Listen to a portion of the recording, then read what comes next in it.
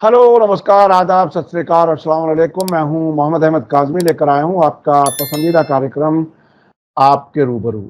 दुनिया को समझना बहुत मुश्किल काम है। ये बात बहुत ही कुछ मौक़ों पर बहुत ज़्यादा शदीद महसूस होती है। अभी जंग जिस तरह से इज़राइल फ़िलिस्तीन जंग को 10 महीने हो गए, 300 दिन से ज़्यादा हो गए और अब टारगेट किलिंग का सिलसिला इज़राइल की तरफ से शुरू हुआ। एक तरफ से बातचीत में जो सबसे अहम रोल अदा करने वाला शख्स था, हमास का लीडर इस्माइल हानिया, उसको ख़त्म कर दिया गया। हिजबुल्लाह के भी एक बड़े सीनियर कमांडर को टारगेट किलिंग के ज़रिए मार दिया गया। और अभी ये पता नहीं है कि अमेरिका में फैसला लेने वाला कौन है और इजराइल को कौन इन्फ्लुएंस करेगा। चूंकि जो बाइडन रेस से बाहर हो गए, कमला हैरिस की अभी पोजीशन बहरहाल निखरते हुए आहिस्ता आहिस्ता सामने आएगी। डोनाल्ड ट्रंप ने कहा था नेतन्याहू से कि जल्दी काम खत्म करो। क्या उनका इशारा यह था कि जल्दी से इन लोगों को खत्म कर दो? क्या कुछ है, ये सब समझने के लिए मेरे साथ खास मेहमान है, सीनियर जर्नलिस्ट जॉन दयाल साहब, जिन्होंने कई जंगें कवर की हैं, बहुत से मुल्कों में फॉरेन जर्नलिस्ट के तौर पर काम किया है, बहुत नज़दीक से दुनिया को देखा है और मुसलसल खबरों को फॉलो कर रहे हैं। जॉन दयाल साहब, वेलकम है आपका। मीडिया स्टार वर्ल्ड को आप वक्त दे देते हैं, उसके लिए बहुत बहुत शुक्रिया। शुक्रिया। आप ये बताइए कि अब जंग जिस मरहले में पहुंची है, सभी तरफ से एक बात कॉमन आ रही है कि जंग नए मरहले में पहुंच गई है। हिजबुल्लाह के लीडर कह रहे हैं नए मरहले में पहुंच गई। हूती अंसारुल्लाह के लीडर्स कह रहे हैं कि 5वें मरहले में पहुंच गई उनके मुताबिक। और इजराइल में भी कहीं ना कहीं जो इस वक्त जवाबी कार्रवाई का डर और खौफ है, अमेरिका की तरफ से नए जंगी जहाज और जंगी बेड़े भेजे जा रहे हैं, एक अजीब तैयारी है किसी बड़ी जंग की। आप इसे कैसे देख रहे हैं?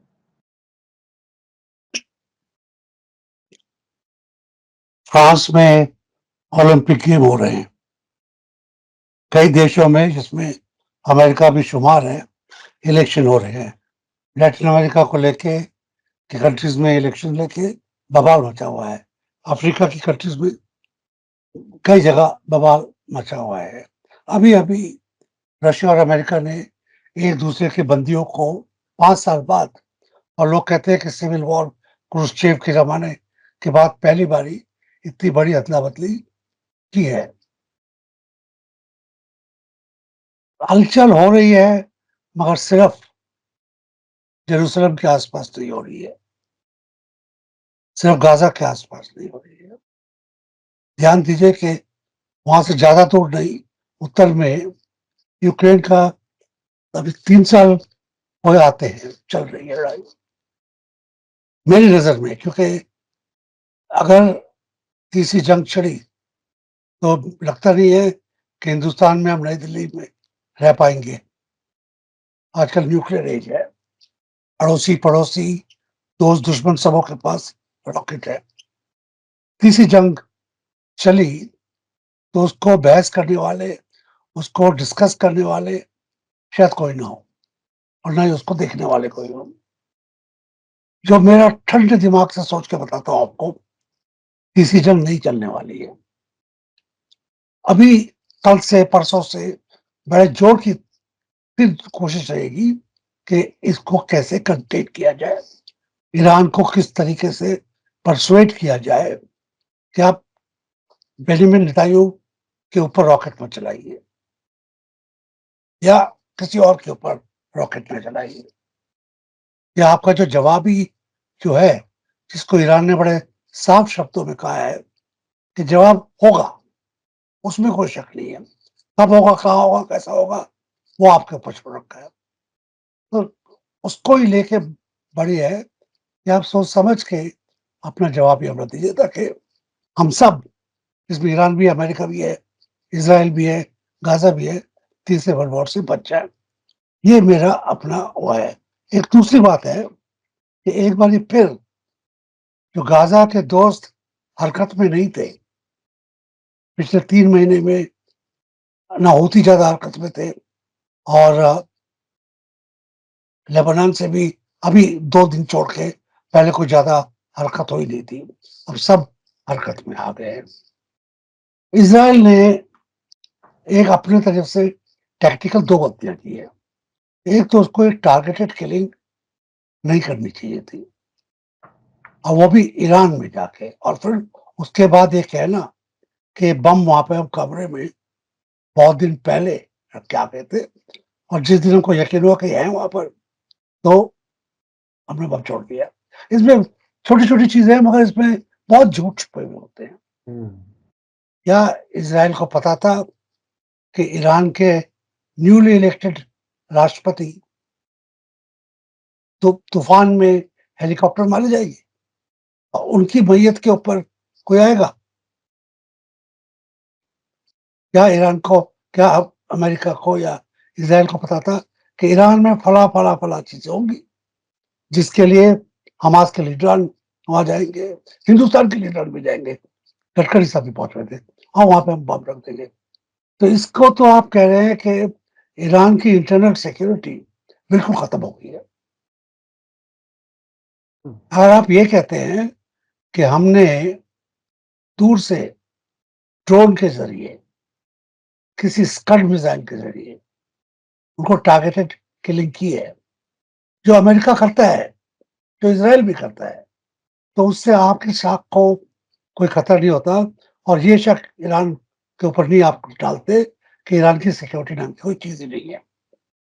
यहाँ पे 2 महीने पहले, 6 हफ्ते पहले बम डाल देंगे, और फिर नजदीकी से कहीं से उसको रिमोट चला देंगे, तो थोड़ी सोचने की बात लगती है। और 2 जगह जब आप कर रहे हैं, तो वहां पे भी नहीं कह सकते ना कि हम बम छुपा के आए थे। आप टारगेटेड किलिंग कर रहे हो, ड्रोन से कर रहे हो, जो हम लोग सब जानते हैं हो रहा है। बहुत देशों के पास assassins, drone drone assisted assassins बहुत देशों के पास है, शायद हिंदुस्तान के पास भी है, पता नहीं। तो ये जब टारगेटेड किलिंग आप कर रहे हैं, दूसरे भी कर सकते हैं। तीसरी बात है, रशिया की तरफ से कोई बहुत ज्यादा आवाज नहीं आई है। आवाज आई है दूसरे किस्म की। रशिया ने इस ड्रामेबाजी के बावजूद, यूक्रेन की लड़ाई के बावजूद अदला बदली की अमेरिका से, एक पीस जेस्चर किया है। अमेरिका कह रहा है कि हमने जो रशियन को पकड़ा था वो स्पाइस थे, जासूस थे, उसमें एक कपल है, उनके 2 बच्चे भी हैं, कि वो अमेरिका में आके इसी वास्ते बस गए थे कि किसी दिन वो रशिया के लिए जासूसी करेंगे। 10 साल बाद 2 बच्चे भी पैदा हो गए थे उनके, और माँ बाप 2 बच्चों को आपने रशिया दोबारा भेजा, और बच्चे क्योंकि अमेरिका में पैदा हुए और बड़े हुए थे, उनको रशियन भाषा भी नहीं आती थी। पुतिन ने जब उनको गले मिलकर उनसे बात की, तो स्पेनिश में की, जो वह भाषा वो सिर्फ वही एक भाषा जानते थे अपने माँ बाप से। ये पीस जेस्चर है। अमेरिका ने 3 उन लोगों को रिहा किया है, कॉमन लोग दिखते हैं, 5-5 साल से रशिया की कैद में थे, और उनको जिस तरीके से रिसेप्शन हुआ, अगर पुतिन ने रशियंस को वेलकम किया, तो बाइडेन ने अमेरिकन को, मतलब सत्ता एकदम प्रेसिडेंशियल रखी। इससे साफ बात है कि अमेरिका और रशिया बड़ी गहरी बात कर रहे हैं आपस में, सिर्फ यूक्रेन के लिए नहीं, सिर्फ गाजा के लिए नहीं, और भी बहुत मुद्दे हैं जो बड़ी ताकतों के सामने, चाइना के बारे में, हिंदुस्तान के बारे में वो बातें चल रही है। और उसके अंदर अगर हम ये मान ले कि ये बात नहीं उठ रही है, तो वो भी समझने में प्रॉब्लमैटिक है। जब एक्सचेंज की बात कर रहे हैं, तो इसकी भी बात कर लेंगे कि जरा आप ईरान को समझाइए, हम इसराइल को समझाते हैं कि थर्ड वर्ल्ड वॉर ना हो जाए। जो बाइडेन ने, और इस बात में आपकी बात को थोड़ा साफ कर देता हूँ, अमेरिकन कानून के हिसाब से और दुनिया के बाकी कानून के हिसाब से भी 4 जनवरी तक बाइडेन फुल कंट्रोल में है। जो आर्मी कमांडर हैं, और जिसको कहते हैं chief of staff, chief of joint staff कहलाया जाता है अमेरिका में, हिंदुस्तान में चीफ ऑफ स्टाफ कहलाया जाता है। चीफ ऑफ जॉइंट स्टाफ सिर्फ और सिर्फ अमेरिकन प्रेसिडेंट की बात सुनते हैं, और उसकी भी वही बात जो कानूनी हो। आपको पता है डोनाल्ड ट्रंप ने जब chief of defence combined staff को बोला कि आप फौज को मेरे लिए लाइए, तो उन्होंने कहा ये हमारा काम नहीं है, डोमेस्टिक इश्यूज में हम नहीं करेंगे। तो वो चीफ ऑफ स्टाफ प्रेसिडेंट की बात सुनेंगे 4 तारीख की सुबह तक, जब तक कि नया प्रेसिडेंट अपनी शपथ नहीं ले लेता और जाते हुए प्रेसिडेंट का हाथ नहीं मिला लेता। उसके बाद से कमान नए प्रेसिडेंट के हाथ में आती है। तो इस बात को तो आप कोई शक में रखिए कि 4 जनवरी तक बाइडेन पूरी अपनी फौजों के कमांड में है और उन्होंने ये बहुत बड़ा और नामी जहाज भेजा है, US aircraft carrier Abraham Lincoln. तो टैक्टिकल कैरियर है, स्ट्रेटेजिक अटैक कैरियर है, जिसमें बहुत किस्म के हवाई जहाज है। उसके सामने एक अकेला जहाज नहीं है, उसके सामने उसके साथ साथ 8 और क्रूजर्स, डिस्ट्रॉयर्स, एंटी सबमरीन, ये सब जहाजों की कतार चलती है और ऊपर फिर हवाई जहाज होते हैं, हेलीकॉप्टर भी होते हैं, फाइटर भी होते हैं, बॉम्बर भी होते हैं। ये अटैक अपने आप में एक फ्लोटिंग वॉर प्लेटफॉर्म है। सिर्फ हवाई अड्डा नहीं है, पूरा एक वॉर मशीन है। वो भेजा है दोनों तरफ की शांति रखने के लिए। मेरा ख्याल है आज की तारीख में अमेरिकी फौजें जमीन पर नहीं उतरेगी, अमेरिकन फौजें इंटरवीन नहीं करेंगी, अमेरिकन फौजें मीडिएट दूर से करेंगी, लैंड फोर्सेस की तरफ से नहीं करेंगी। जो वहां पर उन्होंने अपना जहाज भेजा है वो इलेक्ट्रॉनिक इक्विपमेंट से लैस है, रॉकेट से, मिसाइल से लैस है। ये जरूर हो सकता है कि अगर ईरान से या हजबुल्ला से या हूती से दोबारा अगर तल अवीव के ऊपर रॉकेट आते हैं, उन रॉकेट्स को पकड़ने में, ट्रैक करने में और शूट डाउन करने में शायद ये काम कर सकता है, जैसे जॉर्डन ने पिछली बार किया था।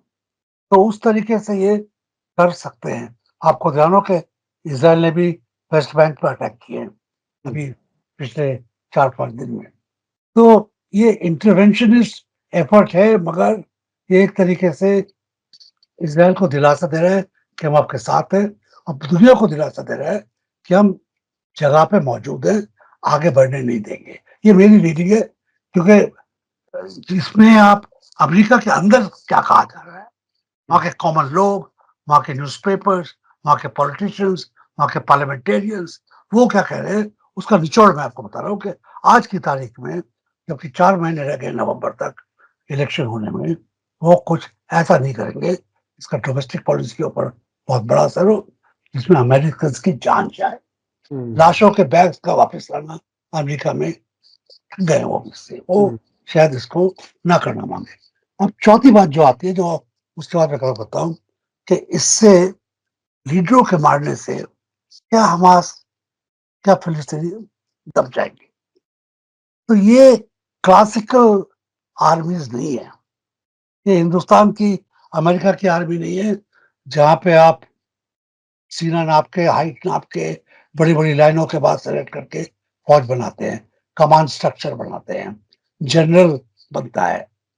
यहाँ पे अगर कमांड स्ट्रक्चर में 2 भी आदमी मर जाएं तो तहलका बच जाता है कि आगे क्या होगा, अचानक किसी को प्रमोट करेंगे, शायद की तैयारी हो।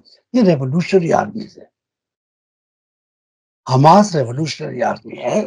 आप उसको टेररिस्ट ग्रुप कहते थे, वो रेवोल्यूशनरी आर्मी है, उसकी कमांड स्ट्रक्चर फर्क है। जैसे इनका जब मारे गए ये, इनके बेटे ने रोया नहीं है, वो कहता है वो फौज में थे, वो कबूल करते कि मारा जाऊंगा, मगर मेरे मारे जाने से कमान नहीं खत्म होगी, उनका हौसला नहीं पस्त होगा, कोई दूसरा आ जाएगा। और ये दूर बैठे हुए थे, पॉलिटिकल फेस थे, और दूसरे जो मारे गए मिलिट्री कमान के थे, तो अलग अलग है। वहां पर इनके जैसे कल और खड़े हो जाएंगे, उतने ही जज्बे के साथ, उतने ही गुस्से के साथ, उतने ही लॉयल फॉलोअर्स के साथ, क्योंकि जनरल अपने आप में क्या कर सकता है जब उसको मानने वाले ना हो। तो ये जो हमास की कमांड स्ट्रक्चर है, इसको शायद जो वेस्टर्न जर्नलिस्ट हैं पूरी तरह नहीं समझ पा रहे हैं। अच्छा, आपने 2 एक बातें कही कि एक तो इशारा, एक ये नतीजा आपने निकाला कि अमेरिका कोई बड़ी जंग में शामिल नहीं होना चाहेगा। दूसरी तरफ नेतन्याहू ने इतना टारगेट किलिंग इतने 2 अहम लोगों की कर दी, और कुछ लोगों का समझना यह है कि वो ईरान को प्रोवोक कर रहा है ताकि वो डायरेक्ट हमले शुरू करे, ताकि अमेरिका उसमें शामिल हो जाए और वो किसी तरह से उसकी जान बच जाए, इजराइल की, नेतन्याहू की लीडरशिप वाले इजराइल की। तो जहां दो अलग अलग सोच, क्या ये दो अलग अलग सोच है? पहले तो एक ही बात है।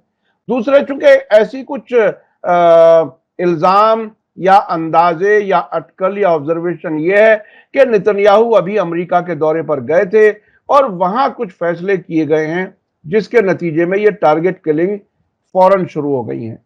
तो ये अमेरिका डबल फेस रखना चाहता है या वाकई 100% उसके साथ है जो नेतन्याहू कर रहा है?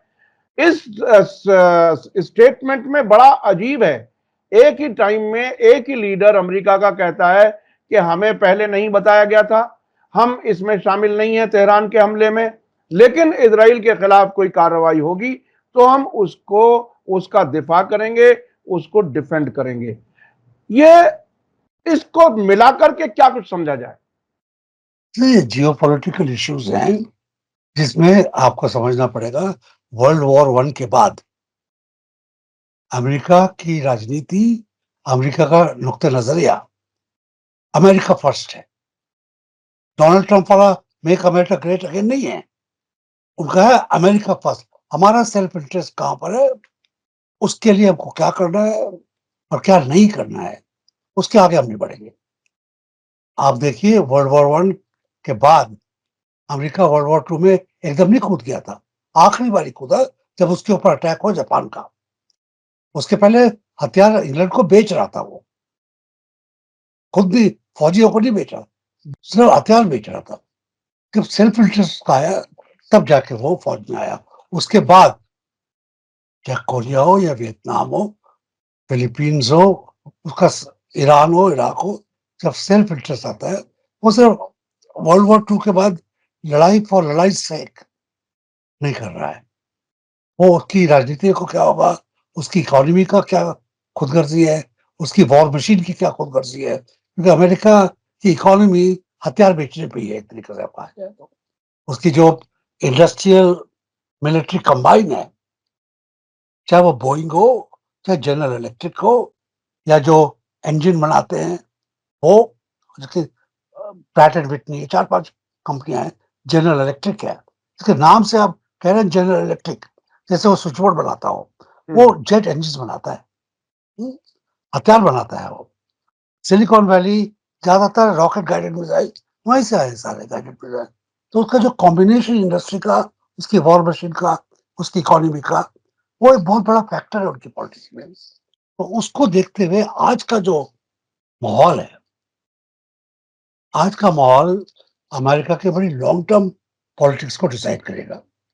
एक काली और एक औरत इलेक्शन लड़ रही है, एक फंडामेंटलिस्ट व्हाइट अग्रेसिव आदमी के खिलाफ। अमेरिका अभी उसी से जूझ रहा है कि किस तरीके से इंडस्ट्री अमेरिका की चालू रहे। क्यों, अगर इंडस्ट्री सिर्फ व्हाइट डोनाल्ड ट्रंप अगर बन जाते हैं उनकी पॉलिसीज में, तो वॉर मशीन की इंडस्ट्रीज पीछे पड़ जाएंगी, पीछे रह जाएंगी, उनको मौका नहीं मिलेगा कि उनकी जो पॉलिसीज हैं वो अमेरिका को आइसोलेट करके एक कोकून में लाना मांगती हैं। और वो अमेरिका ट्रेडर है इंग्लैंड की तरह, अगर उस कोकून से बाहर नहीं आया तो भूखा मर जाएगा। वो गेहूं बेच के चावल खा के नहीं जीता वो। तो उसकी इकोनॉमी के लिए सब बहुत जरूरत है, और ये उसको बहुत बड़ा फैक्टर रहेंगी।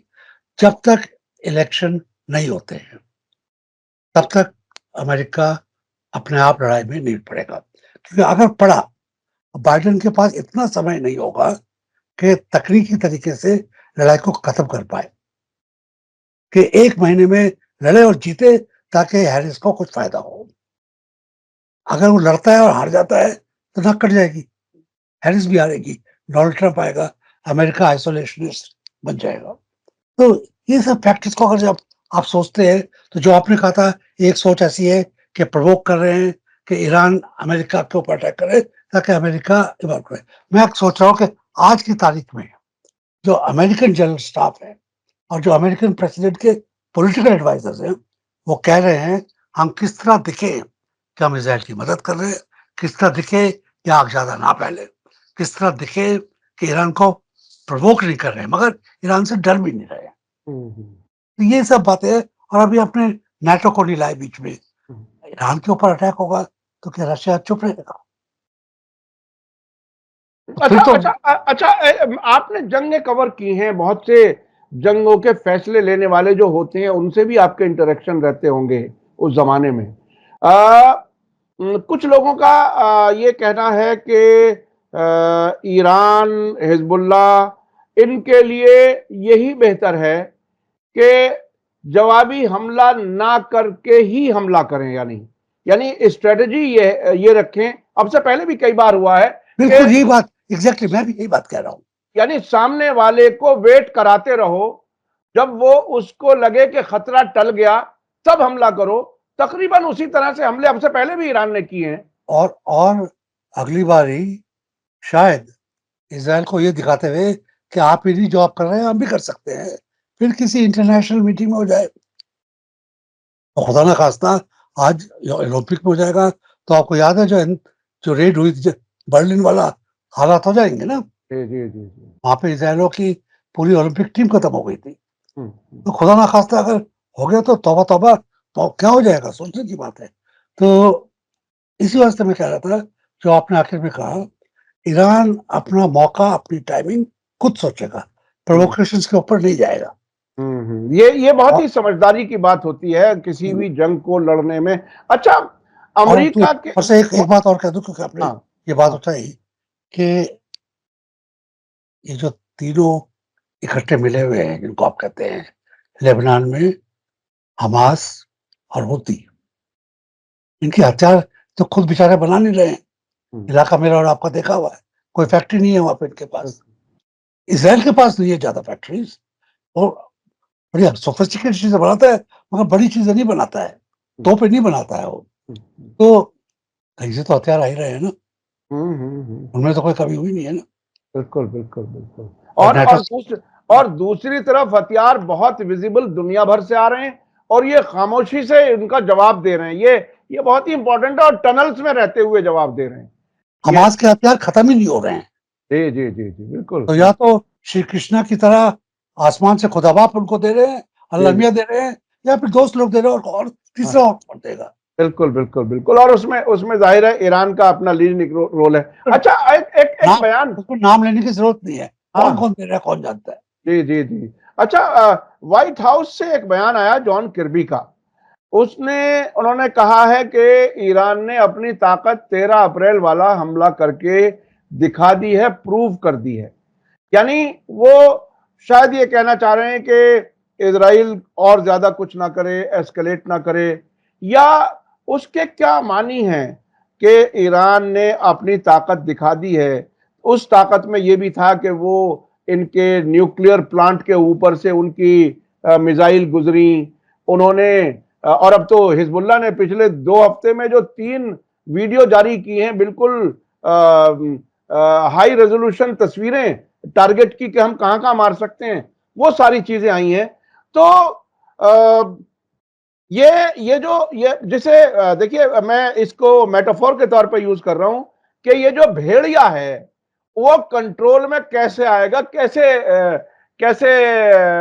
अमन बहाल होगा, जबकि एक तरफ इतनी जिद है कि हम बिल्कुल खत्म करके सांस लेंगे, और वो खत्म होते हुए नजर नहीं आ रहे। 10 महीने हो गए और इलेक्शन, अमेरिका के इलेक्शन रिजल्ट में जनवरी में जाकर के प्रेसिडेंट बदलेगा। अभी अगस्त शुरू हुआ है। क्या इजराइल इतने दिन बर्दाश्त कर सकेगा जंग? ये फिर एक बड़ा सवाल है। क्या इसराइल इतने दिन नेतान्याहू को बर्दाश्त कर पाएगा? ये दूसरा सवाल है, जो जी। नेतान्याहू के सामने बड़ा सवाल है। हम्म। नेतान्याहू कोई जवान नहीं है, जी वो कितनी भी तड़ी मार ले, 70 पार है वो भी। जी जी बिल्कुल बिल्कुल। हाँ, हाँ। मोदी जी की तरह होंगे, 71 72 73 के कुछ है उनके पास। तो उनके ऊपर भी बड़ा प्रेशर है, वो फंस गए हैं ना।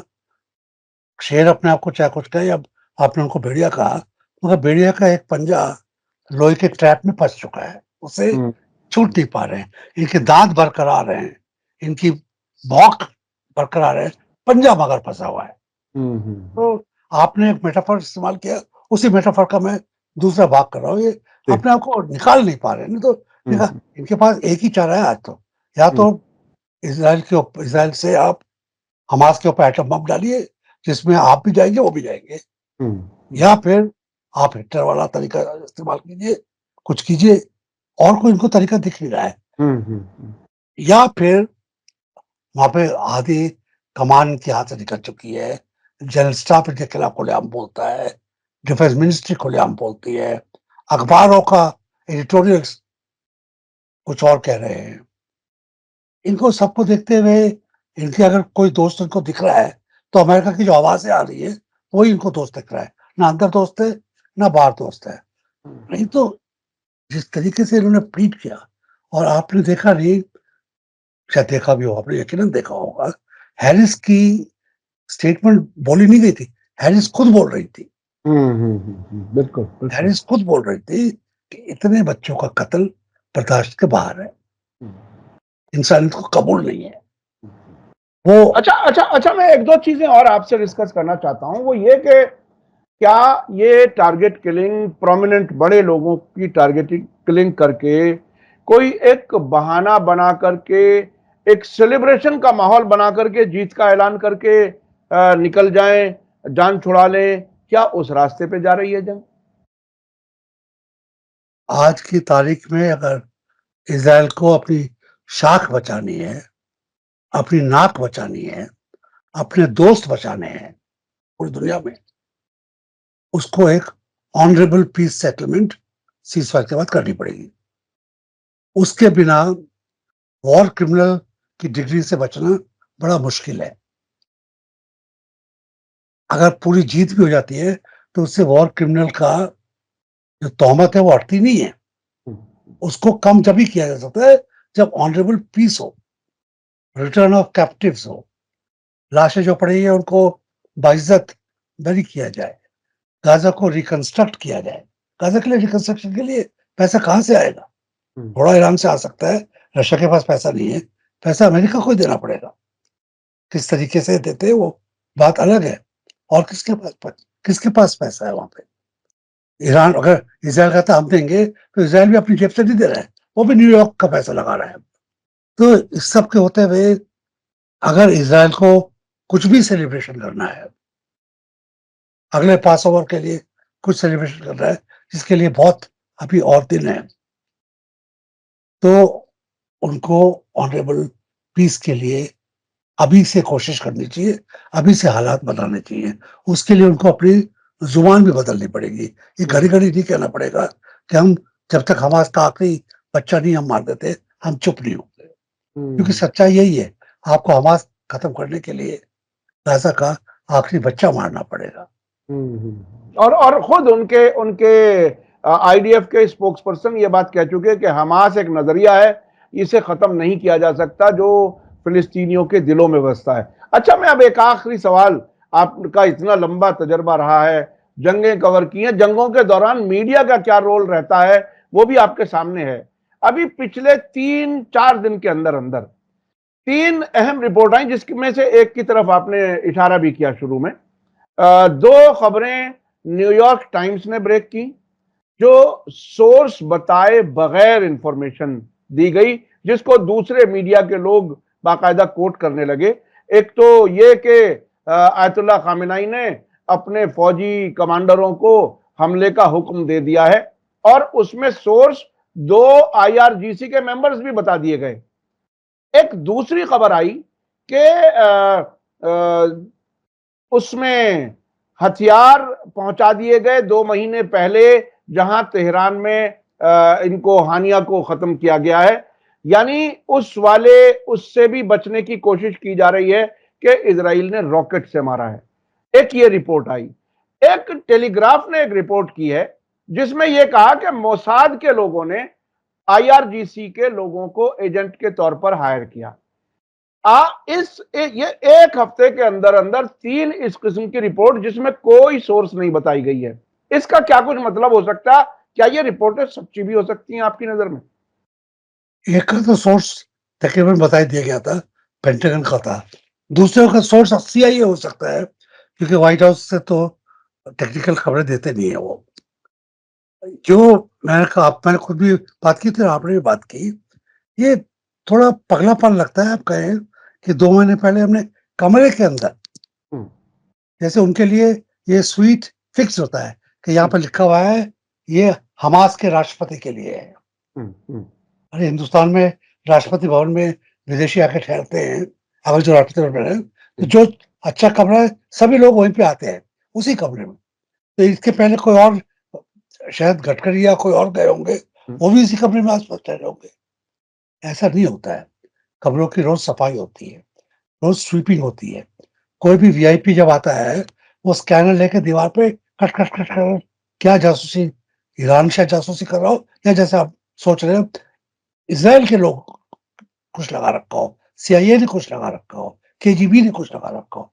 दीवारों की स्कैनिंग, ये तो स्टैंडर्ड प्रोसीजर है। हम्म, बिस्तर के नीचे, आगे पीछे, हम लोग खुद भी जब किसी होटल में जाते हैं, तो देख लेते हैं कोई कैमरा तो नहीं है, कोई हमसे मिलने आ रहा है, उसकी फोटो तो नहीं जा रही। ये कॉमन सेंस प्रिकॉशंस हैं। अगर आप कहेंगे कि 2 महीने पहले हमने लगा दिया था, तो परसों आप ये भी कह सकते हैं कि जब ये बिल्डिंग बन रही थी, हमने इसके हर कमरे में उस वक़्त बम रख दिए थे। क्या पता कब बम चलाने की ज़रूरत पड़े। ऐसा हम्म, नहीं होता है। हम्म, ये जो बाकी चीज़ें दिख रही है इससे, और जो टारगेटेड असैसिनेशंस बाय एयर, जो मिसाइल या ये अनमैन्ड व्हीकल्स, जिसको ड्रोन कहते हैं, कई ड्रोन्स होते हैं, कई रॉकेट ही होता है, स्कड मिसाइल्स जैसे पहले होते थे। ड्रोन एक शब्द है, उसके अंदर कोई आदमी नहीं है। जहाँ तक यही आज की तारीख में है, असैसिनेशन, जैसे हम हिजबुल्लाह स्कैन कर देता है, बल्कि गूगल आजकल स्कैन कर देता है छोटी-मोटी चीज़ें, दूर से स्कैन कर कर रॉकेट छोड़ा गया और उसने टारगेट को पढ़ लिया, उस वक़्त जब वो थे। और वो तब भी टेक्निकली आप बात कर सकते हो। इस तरीके से अफ़गानिस्तान की लड़ाई के दौरान अमेरिका ने कई असैसिनेशंस किए। अमेरिका के पास भी जो इक्विपमेंट है, जो इलेक्ट्रॉनिक इक्विपमेंट हिंदुस्तान भी खरीदता है और इज़राइल बनाता है। तो जो बैलेंस ऑफ लॉजिक है, वो ये लॉजिक है कि इज़राइल ने कहीं से, नज़दीक से ही, ईरान के बॉर्डर के बाहर से ही ये छोड़ा और वहाँ पे जाके कर दिया। वो तो गाइडेड इंस्ट्रूमेंट हो सकता है। मगर ये कहना कि कमरे में बम हमने पहले रख दिया था, वो समझ के दूर की बात है। यानी यानी ये जंग के दौरान का प्रोपेगेंडा है, जो उसी का हिस्सा है, जो अपने स्ट्रेटजी के लिए कोई कहीं फायदेमंद हो सकता है उसके लिए किया गया है। आप ये कहना चाह रहे हैं? क्योंकि देखिए जंग के दौरान प्रोपेगेंडा भी एक हथियार होता है। सोशल मीडिया तो अब आया है, उसके पहले वर्ड ऑफ माउथ, ऊपर से पैम्फलेट छोड़ी जाती थी। Radio radio free Europe America ने शुरू किया था कम्युनिस्ट रशिया के खिलाफ। अभी भी आज के दौरान भी वॉइस ऑफ अमेरिका इस्तेमाल करता है, बल्कि हिंदुस्तान के खिलाफ भी इस्तेमाल करता है। हिंदुस्तान की तकरीबन हर भाषा में प्रोग्रामिंग होती है। ये राजनीति में, स्ट्रैटेजिक वॉरफेयर में नॉन चीज़ है, इसमें कोई शक नहीं है। आपने बताया टेलीग्राफ अमेरिका का एक्सट्रीम राइट विंग अखबार है वो। गार्जियन नहीं है जिसको आप न्यूट्रल कह सकते हो। टाइम्स नहीं है, फाइनेंशियल टाइम्स नहीं है जिसको आप कंजर्वेटिव कह सकते हो।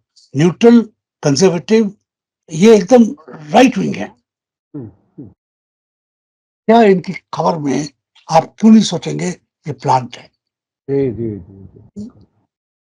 जी हम हमारे ऊपर जब मैं और आप कॉरेस्पॉन्डिंग करते थे इलाकों से, 50 लोग आके बीसी को खबर देते थे। आपके ऊपर है कि आप क्या पिकअप करना मांगते हैं, क्या नहीं पिकअप करना मांगते हैं। क्योंकि आपके पास ना इतनी काबिलियत है, ना मौत और जिंदगी और मौत के बीच में ना इतनी बेवकूफी है कि आप बिल में घुस के, सीआईडी थोड़ी है आप, कॉरेस्पॉन्डेंट है। बिल्कुल बिल्कुल। तो ये जो प्लांट्स हैं, इनको प्लांट ही मान के चलना चाहिए।